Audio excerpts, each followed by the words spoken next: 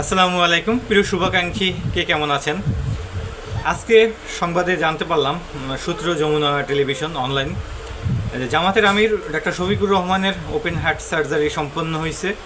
এ থেকে সারা বিশ্বের বাংলা ভাষাভাষী মানুষ তথা বাংলা ভাষাভাষী ছাড়াও যারা রাজনৈতিকভাবে বাংলাদেশকে অনুসরণ করে ফলো করে, তারা একটা ক্লিয়ার মেসেজ পেয়ে গেছে যে বাংলাদেশে এখন উন্নত মানের চিকিৎসা দেওয়া সম্ভব বা চিকিৎসা হচ্ছে।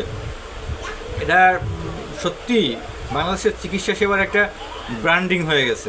তিনি চাইলেই কিন্তু এই অপারেশনটা বিদেশের বাইরে গিয়ে সিঙ্গাপুর থেকে বা অন্য কোনো দেশ থেকে করাতে পারতেন না। তিনি বাংলাদেশের চিকিৎসা সেবার উপরে আস্থা রেখে তিনি এই ঝুঁকিটা নিয়েছিলেন। ইনশাল্লাহ সফলভাবে সম্পন্ন হয়েছে।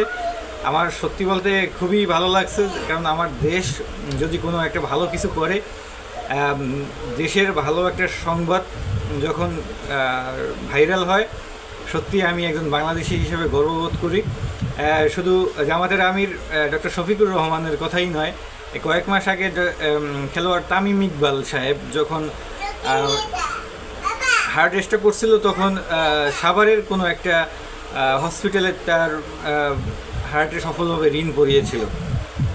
এখন মানুষ এর মাধ্যমে সচেতন মহল জানতে পারবে যে বিদেশের বাইরে নয়, বাংলাদেশেও ভালো চিকিৎসা হয় এবং বাংলাদেশের চিকিৎসকদের প্রতিও তাদের একটা আস্থা থাকবে, এটা আমার বিশ্বাস। ইনশাল্লাহ আবার আপনাদের সাথে দেখা হবে। সেই সাথে যাওয়ার আগে আরেকটি কথা বলি, এই কন্টেন্টটা সৃষ্টি করার উদ্দেশ্য শুধুমাত্র বাংলাদেশের চিকিৎসা সেবাটাকে ব্র্যান্ডিং করার জন্য।